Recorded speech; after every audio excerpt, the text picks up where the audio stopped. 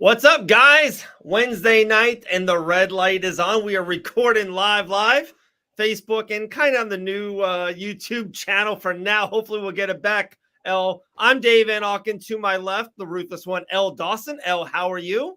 I'm good. I'm super excited about this card. It's so good. Last one of the year, L. Like, this is it. If we're, Christmas is around the corner. Most of our stuff is done, but if I want to win a couple extra shekels, so maybe some stocking stuffers, here's our time to get the job done. I feel really good about a couple picks I'm going to stay away from, but I can't wait to talk with you throughout the card. And hopefully we'll win some money for ourselves and then for the viewers. So I'm ready. You ready?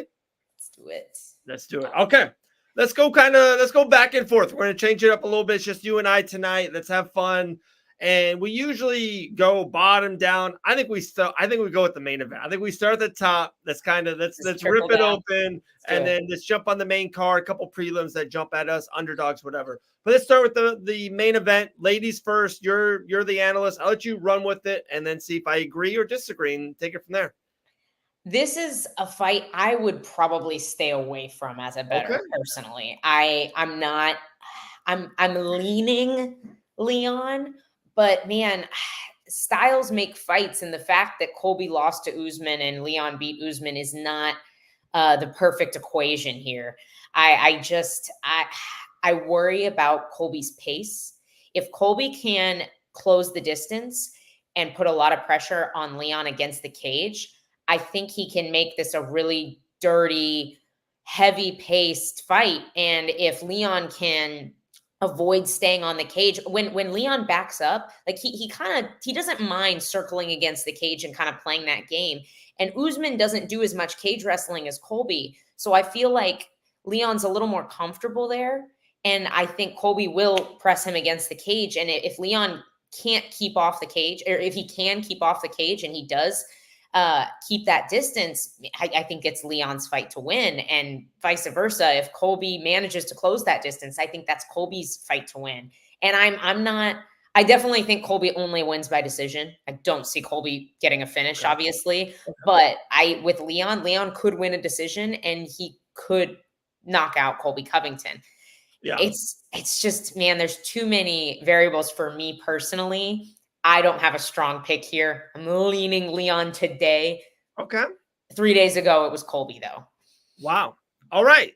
This is good. This is a way to start then, because I do have a strong feel. I feel good about it. It's probably my favorite or second favorite, and we're going to get right into maybe my favorite in the co-main, and we talked off air about it. I love the end still parlay. I love Leon Edwards in this spot. Let's go with the Colby side. Colby Covington, 35 years old.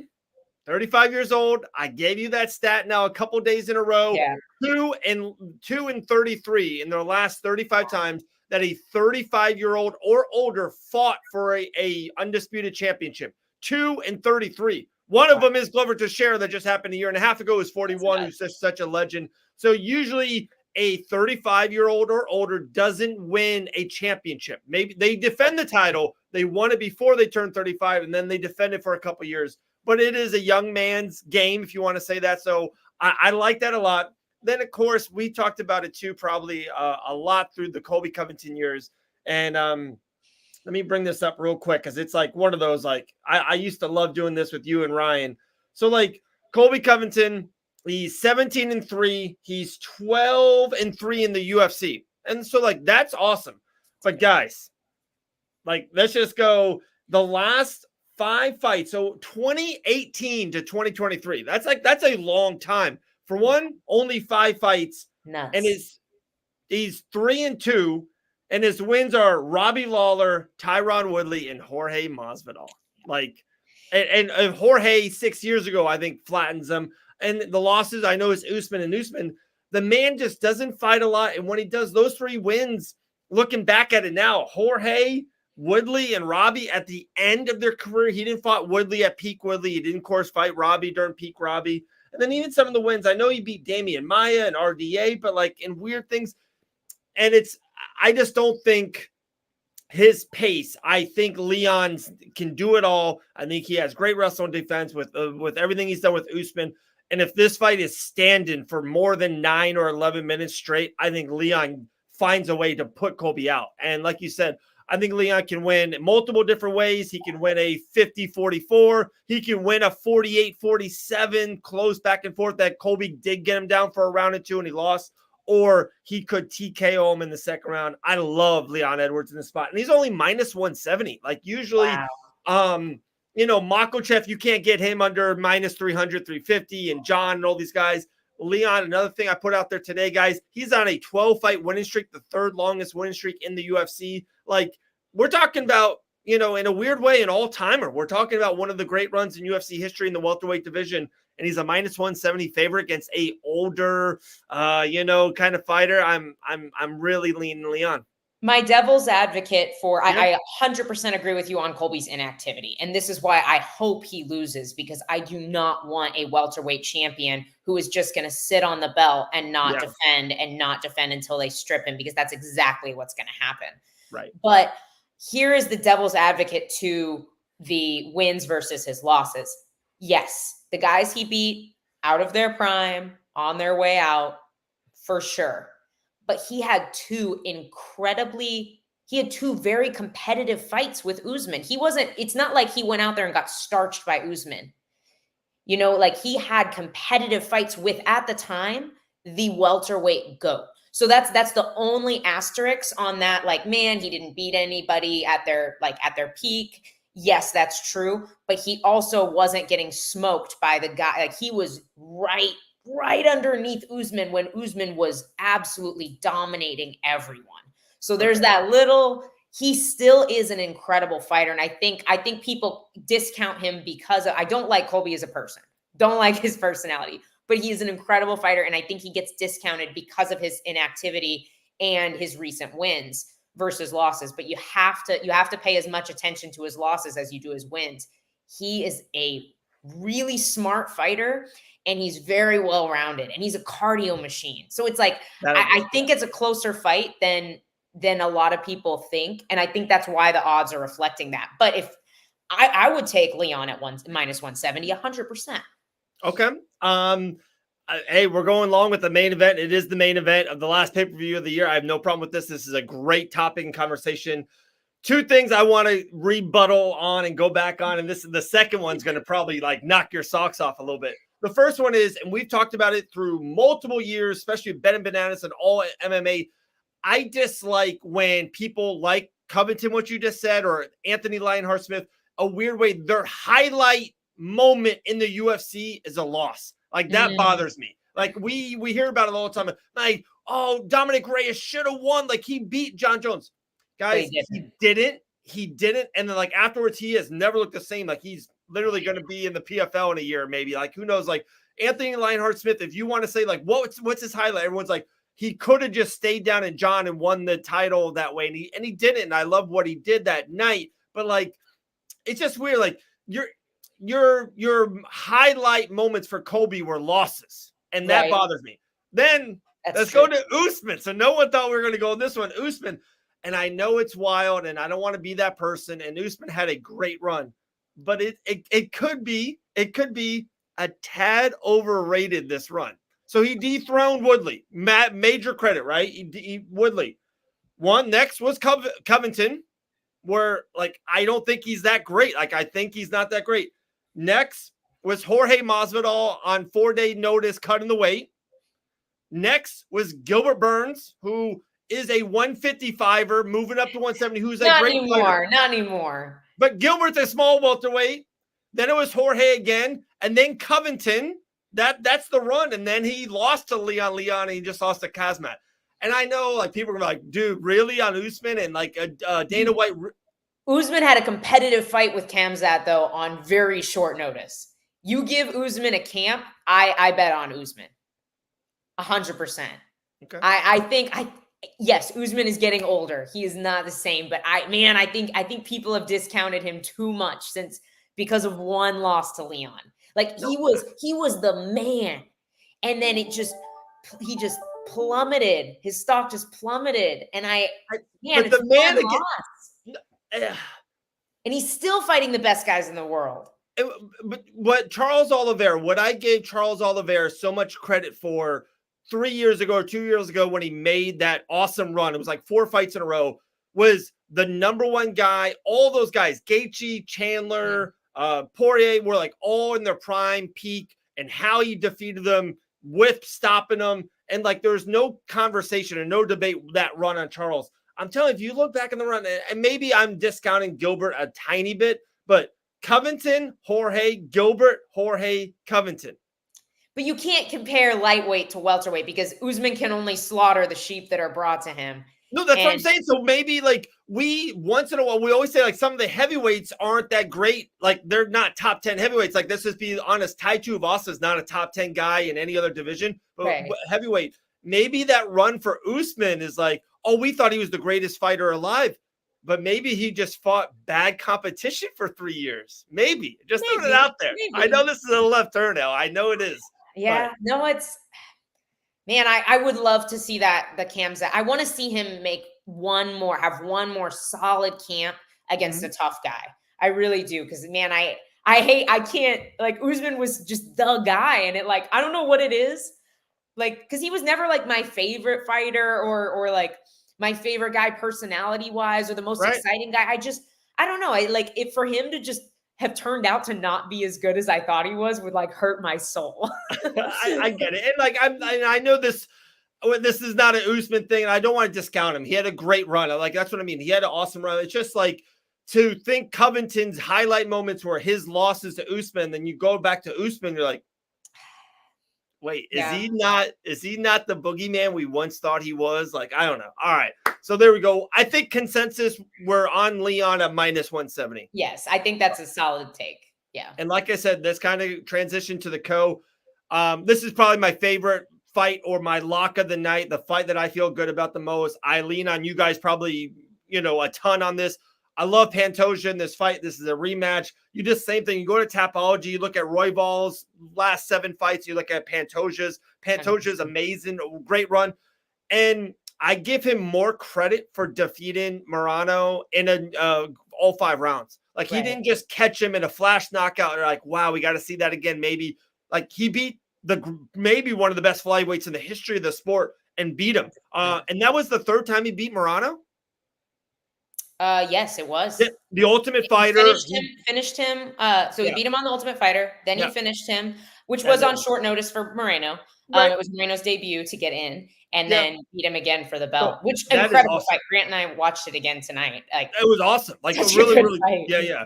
So I love Pantoja in that spot. The same thing. I'm like, guys, he's not that heavy of a favorite. He's -195. Like that, I feel happy with. But I said it on the Fight Banana Show live yesterday. You put those two guys together, Pantoja and Leon Edwards, +250. The end still parlay. I love it. Like I've already bet on it. Chris is around the corner. I'm not going to say how much I bet on it. Susie, you probably yell at me through the damn, monitor. I love those two. I think both of them will retain their titles. Edwards, Pantoja, and still. I love that. I love that parlay. And yeah, man, I can't agree with you more. After rewatching the Pantoja Moreno fight, man, I don't see Royval beating Moreno. Like you said, if you look at his resume, he's got one, like Royval has one really good win. He guillotined Kai Kara France. Like he caught him, and like that's a great win. But if you look at the rest of his resume, man, like Pantoja's fought everybody, and he's never been finished. Like no one has finished. Figueiredo couldn't finish Pantoja. Yeah. Brandon Moreno couldn't finish Pantoja. That was high Figueiredo. Like that was peak Figueiredo. Peak. And those guys are the absolute best in the world. And Pantoja has only gotten better. And I don't know if everybody knows this, but Pantoja's knee was torn the first time he submitted Brandon Royval. Wow. So he smashed him on a torn knee. Royval has gotten better. Royval is incredibly dangerous for one round. Yeah. And I do not think Royval fades by any means. I just think he gets a little sloppier, and I think people are able to settle into the danger a little bit after that first round. And because Royval is a cardio machine, like he's not a gasser by any means. And I definitely think even though he either usually gets finished or finishes, I don't think we need to worry about his cardio over 5 rounds by any means. Right. But Pantoja is just too technical. He's way more technical on the feet. I do think he hits harder. Pantoja does get hit, and he's got to be aware of that because Royval is dangerous. But here's the biggest thing. Pantoja is the better grappler. And Royval will stay on his back if he is taken down because he's used to being the better grappler and he's used to being able to be sneaky with his guard, which is very good. And he's got these long, gangly legs. And he's used to being able to use that to his advantage, but he's not subbing Alexandre Pantoja, who's been grappling since he was in diapers, from bottom guard. I just don't see that happening. And dude, look at this. You spot on, by the way. Dude, this is, come on, Greg. I mean, Dave was talking about leather pants and no shirt, I think. I know. I think that's was his chosen outfit for media day. So unbelievable. And I did not see this line to just now. I think it's going to be a finish in the Royval Pantoja. I like the finish and it's a flyweight matchup, and a lot of flyweights, right? They go the distance. So I'm like, let me just check out that line because I liked it, dude. It's at minus 400 for it not to go the finish. To me, that's madness. Like, I almost want to go the distance or to. It's not going the distance. I agree. I agree too, but minus 400, you can't bet on it. I thought I would get like plus money on that. I know. So it's like plus 275 to go all 25 minutes. It's better to just do the money line on Pantoja. Well, what's the prop? What's Pantoja inside the distance? Okay, that's a good one. Because that's fair. Oh, well, Pantoja TKO plus 475, Pantoja submission plus 200. See, I'm not sure. I think it could be either. I know. I'm leaning submission. Leaning submission, but I could see either. But yeah, no, Brandon Royval has seen the scorecards once in the UFC by split decision to Bontorin. Once, which is super rare for flyweight, I will say. All right, let's get into those three. New school versus old school, all three too big of a line to probably bet on straight up. There's one I kind of want to dive in more than the other one, but Shavkat versus Wonderboy, Ferguson versus Patty, and Ian Gary versus Vicente Luque. If they do fight, if Ian Gary shows up to Las Vegas this week at all, but I'll kind of throw those three towards you. That's the end of the main card. Any of those jump at you? Any underdog out of those three you like? Any favorite, you like a prop or something of that nature? It's a new school, old school.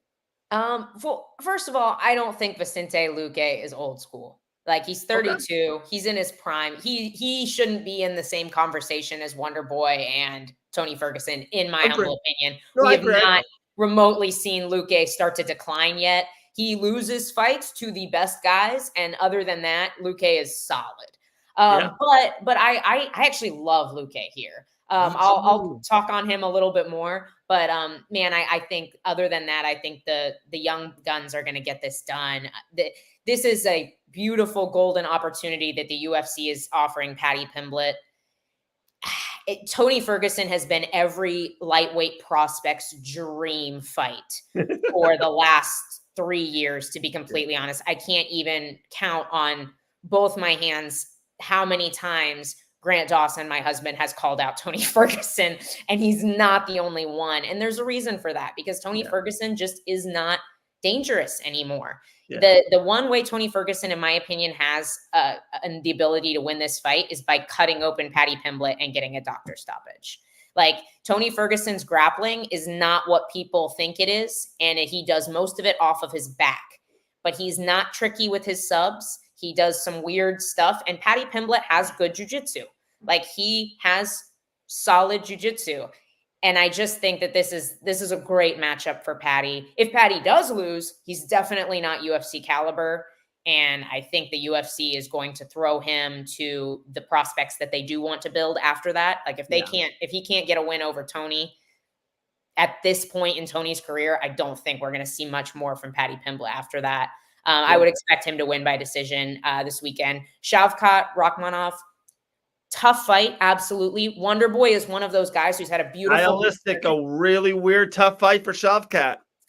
He's had a beautiful resurgence at the age of 40, but it's still a good match. Like, out of these top guys, this is still a great opportunity for Shavkat to, like, Wonderboy doesn't have a ton of finishes. He's not super, super dangerous. We've seen him get out wrestled by Bilal. We've seen him get out wrestled by Gilbert. Shavkat has the power. He has just incredible grappling, and he's so well-rounded and he's so dangerous. And the thing I've noticed about Shavkat is he doesn't always have to look good to win. Like, he's not always super clean, but it's still technical. So he can make the fight dirty. He can press Stephen Wonderboy Thompson against the cage. Like, the dude literally got 0 takedowns in his last fight and still managed to get a rear naked choke submission. No hooks and no takedowns. Like, how is that even possible? So crazy. And so I just don't, I'm not, I would put Shavkat in a parlay if you're going to do something, because I could see him winning the decision, but I could also see him finishing Wonderboy. The issue with the finish is Wonderboy's real long. I think Shavkat's going to take a little bit more time to find the distance to get in close. So I could see a lot of that kind of feeling out, just chewing up a lot of clock time. So Rachmanov's he's 17-0. How many times has he been to the judges? I'm pretty sure 0. 0. That's so nuts. I looked that up. So nuts. in a weird way, like, I think he's due for a decision. And I think Wonderboy, if he can kind of last in a weird spot in that first round, and if he doesn't get wrestled down and kind of TKO, right, because that's where I see Shavkat winning. I do see him, if it is early, right, gets him down, ground and pound, beats him up, and it's like the ref is like, dude, Wonderboy, we're saving you here. If he doesn't do that, and if it kind of keeps going, and it could be a really boring first round too, if he doesn't feel the rhythm and the distance and all that, I think this can go the distance. I have a weird feeling this goes the distance for the first time. It's a big spot. He is the featured. If it's not a title on the line, he is the main event of the last pay-per-view of the year. This is the biggest spot Shavkat's ever been at.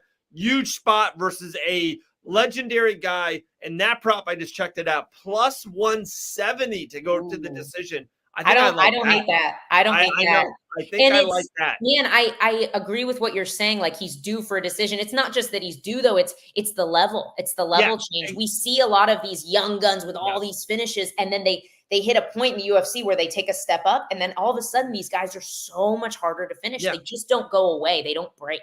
And Wonderboy Thompson does not break. No. So he's going to have to put him away if he wants a finish here. Yeah. So I like that, Shavkat. I'm with you with the Patty. And then, so let's go 3-5 minutes with Vicente and Ian Gary. It's so funny. Last week's show with Jillian, we really got into it, and we were talking about how it looks like it was weird. All of us were on Luque in a weird way. And it's, if it was just dollar for dollar, I think I bet Ian Gary. But two things. One, this whole media circus and him not showing up even today, like, sometimes it's a lot of noise. Let me just go the other side. It's like that in the sport of football too. Like, sometimes when there's so much noise the week of the game, like, you just go with the other team that's just buttoned up, right? Vicente Luque is always buttoned up. In a weird, he's not maybe A+ at anything, but he's not under a B- at anything, right? Like, he's 100%. So good everywhere. Clinch, stand up, knees, grappling, submission his skills. His front headlock game is so good. And everybody forgets about it. Yeah. And if Ian Gary goes in there with a B- and his head's just not in the right spot, like, at all those guys, and I'm on Leon, I'm on Pantoja, I'm even on Shavkat and Patty. I like the going the distance on Shavkat, which is an underdog play. Like my one dog, I think, on the main card, I think I am going to take is Vicente Luque. I think I like Luque at plus 230. I agree. I agree with everything you said. Even without the current situation and all this hullabaloo with Gary, I still think Luque is a tough matchup for Ian Gary. He's, like you said, he's so well-rounded. Yeah. He is hittable. He does get hit a teensy bit more than Gary does, and Gary's a little bit longer, but Gary also gets hit and he gets dropped, and he's been almost finished twice in his UFC career by much lower level, less experienced fighters. If Luque smells blood in the water, he's finishing Gary. Like, if Gary gets clipped and goes down, he's going to end up in a Darce or getting TKO'd. 100%, because Luque's Darce is so freaking good. But it's, man, I also, Luque's only been finished once in the UFC by Jeff Neal, who, by the way, I still think would have beaten Ian Gary had they fought. Will die on that hill. If Jeff Neal showed up, I think the best Jeff Neal beats Ian Gary. But he's dangerous, and he's defensively sound, and he has that experience. And absolutely what you're saying with Ian Gary, him not showing up is only that's a little piece of this. We also saw him, like, he's gotten so riled up in this, and we've seen Ian Gary get attention before, but he's never gotten hate like this. And Yeah. it looks like he's cracking. Yeah. He said he wants to be like Conor McGregor, right? Conor McGregor never let anything get to him. And Conor McGregor experienced loss in his career early as well. Like, he had to struggle, and he's been through those spots. Ian Gary has not experienced any of that. He hasn't had a loss yet. He's in the biggest fight of his career, under the biggest lights, and everything that could be going wrong is going wrong in his personal life. And you never saw Conor McGregor threaten to sue somebody. You never saw Conor McGregor whine that he was worried about his family's safety because people were mean to him on Instagram. You never saw Conor McGregor say, I'm afraid to come to media day, which I've been to a media day. It's not that big a deal. You don't even run into that many fighters. Like, that's weird that he didn't go to media day. Like, media day is not, you're not getting swarmed with people. It's a very private event at the apex. It's not a thing that you should be afraid to show up for. Right. So that's wild to me that he just decided, I'm not doing any interviews. Like, he's avoiding and a lot of the interviews are over Zoom too. So I'm very shocked to see that from him. And I think he's in his own head. And I don't think this is a fight where Ian Gary can be in his head. You mentioned Conor McGregor, and this is where I'm going to go with it. 2 fights that Conor had that on the opposite side is where Ian Gary might be is. One, it's talked about forever right now. Him versus Conor McGregor versus Cowboy Cerrone. And it's been, and Stephen A. Smith, out of all people, and ESPN analysts said, like, oh, Cowboy didn't want to be there. And it was so loud. And like, everyone on the MMA side, like, ran after Stephen A. Smith, like, dude, Cowboy's a dog. He's always, and then Cowboy years later goes, guys, I didn't want to be there. Like, I didn't. And it showed. Like, he was out of that fight in 40 seconds. Didn't look good. Got beat up. Never kind of had that dog in him to try to get out of it. He's like, nope, Conor's running me over with the trade. I'm going to get ran over. I'm fine with it. So Ian Gary, that might happen to him then. And then secondly, Jose Aldo, to me, one of the greatest mixed martial artists of all time. Oh, yeah. It's still like, it's one of those things. If they fought prime, and if Conor never gotten in his head, Aldo probably beats Conor McGregor. I'm that high on Jose Aldo. But he was just, Conor McGregor was so much in his head. Like, I know the fight's only 8 seconds, and it literally is 8 years ago from today or yesterday. I saw all the posts. Like, he looked awful. Like, he looked like a jellyfish just flopping after Conor. Conor got him one time, and the lights were out. It's just like, I don't think Ian Gary's usually so precise. And even like people were dogging on him about, he should have almost stopped Neil Magny, but like, that's a little bit of Ian Gary's way. Like, he is really technical and very precise and calculated.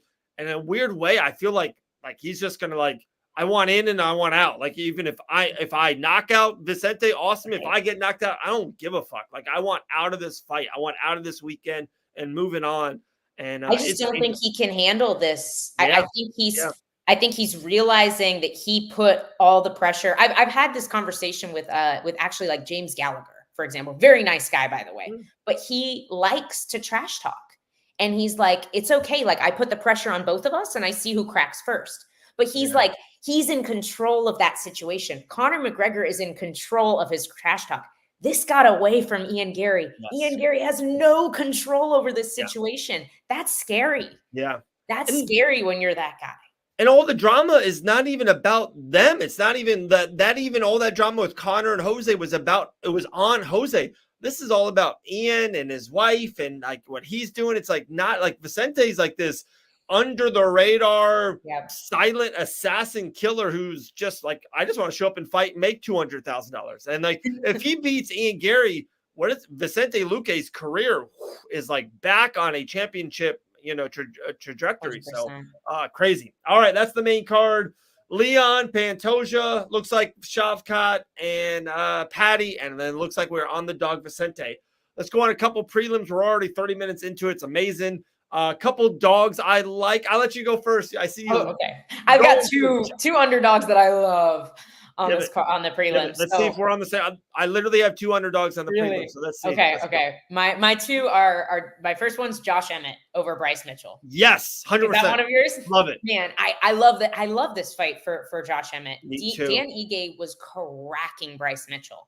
And if Josh Emmett lands on Bryce 100%. Mitchell the way that Dan Ige was, he will put him out because Emmett has freaking power. And Dan Ige just couldn't stop the shot. Josh Emmett has amazing wrestling.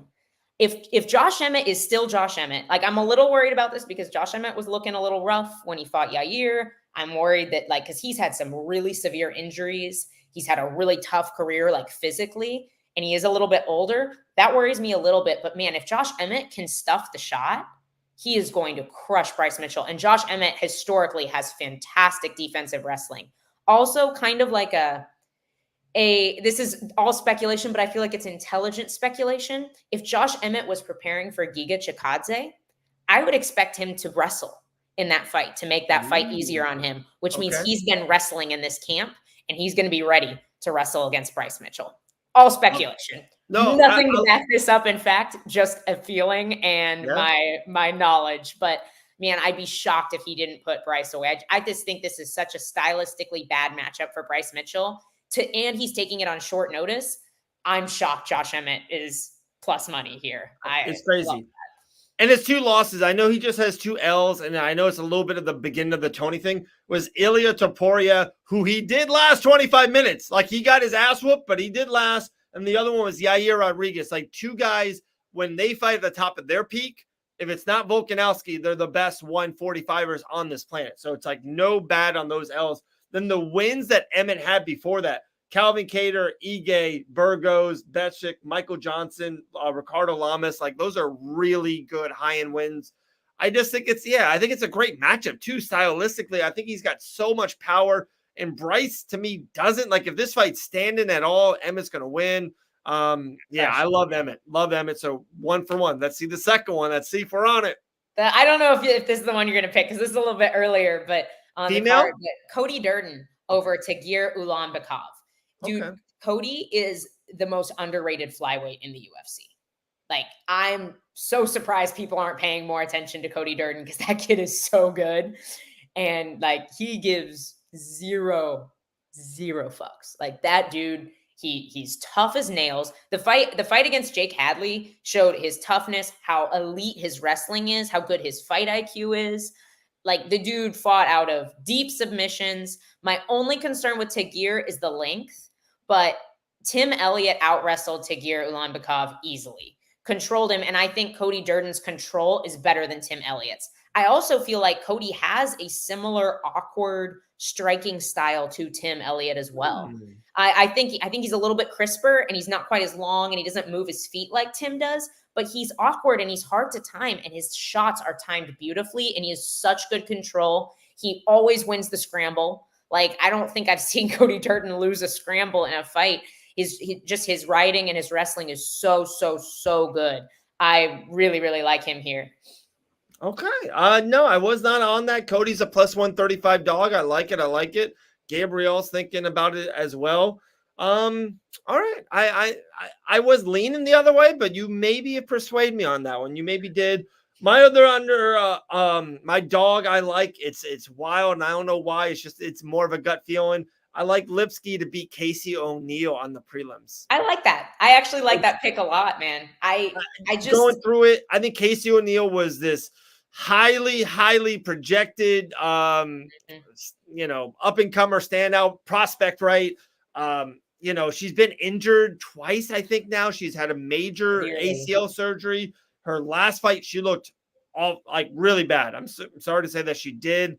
And I just think like a little bit, I know she's got the tattoos. A lot of the guys think she's very, very beautiful and all that stuff. And I just like Lipsky's like, she had a lot of that. She kind of won one, lost one. She's got 3 wins in a row. I think she kind of like, she found it. Like she found like how I got to win fights. Yeah. Sooner or later that 1 win, 1 loss and just being pretty doesn't get the job done. Like sooner or later, I think Lipsky's like 3 in a row. She wins this one. Like she's a top 10. She becomes like the hot prospect she was 4 or 5 years ago. And she's at plus 155. So it's like, I don't feel, not going to bet the house on it, but I like that. That's a flyer for me. I like that too, man. I was kind of eyeing that as well because Casey O'Neal's like claim to fame was her win over Antonina Shevchenko. Like it was so dominant, but like Antonina just didn't have a great UFC career. Like I don't think that gives her the flowers that people acted like it did. And then to see how dominant Jennifer Maia was over her, who was literally at the tail end of her career, was her final fight, and she's old in the sport. Like is she 40 yet? She's getting close if she's not already 40. Yeah. Probably up there because I think she was like 37 or 38 when she fought Valentina Shevchenko. Right. And that goes into that stat of 2-33. If you're over 35 and you are fighting for the world championship, you're not winning. Unless it's 205 or heavyweight. Yeah. But no, I agree. I thought Kate O'Neal just didn't look great against Maia. And I think Lipski has a pretty good blueprint. Like I think she can fight a similar fight that Jennifer Maia did, but I think a little more technically. Yeah. To be honest, on the feet, I think she's a little more technical. I like it. I agree. Wow. So the three dogs were kind of on the same page. We're on the same page on the main card. Usually we go for 20, 30 minutes and we have a third guest. Me and you went for 35 easy. And I kind of have like one more question for you. It's right. It's just you and I. It's like what we do. If at all those guys, and let's go with Leon, or like I said, any of those main card guys at Pantoja or what Shavkat, if he wins, name me something that you think can come out of this card on the back end, on the opposite side. Like if Leon wins, is it 100% Leon and Bilal in the spring, summer of 2024? Who does Pantoja fight? Is it the Brandon Moreno if he beats Amir Abazi? Name me something fun that can come out of this card. I think the Bilal fight makes the most sense. There's not. I'm trying to think. Like you said, Vicente Luque could definitely see a big resurgence. I'm most excited about Shavkat Rakhmonov, to be honest, because I do expect him to win, and I think he's for how good he is and how much people are trying to talk about him, he's still really underrated and really just not talked about because he's not a particularly exciting character. That's just not his style. He's a very quiet, under the radar guy. And so I think this win over Wonder Boy, we're going to see him in some really big fights next year. And I'm really excited for that because I think he's the real deal. And the crazy part is if he wins this fight, I'm looking through the rankings. I don't see a clear cut who he fights next. Because those next two guys, in a weird way, are Kill Cliff guys. You saw Gilbert was just training with Shavkat. That could happen. But then Burns is fighting Jack Della Maddalena at UFC 299. And maybe if Jack wins, maybe they'll set up those two guys. But it's almost Shavkat going a little bit backwards, a little bit. But I don't think that makes sense. And you don't want to take away two prospects from a weight class that's kind of become an older group for title. Yeah. Bilal, other than Bilal, and honestly, Bilal's boring. Bilal is I call Bilal smashing Gilbert. I like Bilal, but he's not super exciting, and so you don't want to mash your exciting contenders against each other in a weight class that's been a little bit stale at the top. You want to see those guys fight other people so that maybe in 3 years, we get Shavkat versus JDM for a belt or a number one. That's where you want those fights. That should be a main event fight. That shouldn't be that shouldn't be a prelim or a feature fight on a fight night. That's a main event fight right there. Yeah, it's wild. I don't see who he fights next. Maybe Dustin Poirier at UFC 300 in the welterweight division. At 70 against Shavkat? I don't know. It's weird. I don't see. I want to see Poirier fight Hooker again. That's the fight I want to see. Okay. I want to see Poirier versus Gaethje, UFC 300. I would love that too. The BMF rematch. I just don't see it happening. If Gaethje's smart, he waits for the title shot. Yeah. Because if Poirier comes out and beats him, which he absolutely could, because Yeah. both those guys are so good, and that fight could have gone either way on that night, and it could go Yeah. either way on another night. That's a risky fight for Gaethje to take when he's so close to a title shot. And he's got the greatest thing ever. He's got the champion's blessing. He has Makhachev talking about Gaethje. Makhachev literally just came out and says, I don't want to fight Oliveira or Sarikian again. I beat them both. Like, he kind of, what I heard is like, he was very unhappy that Oliveira pulled out and made Volkanovski kind of fight him again. Because like, right.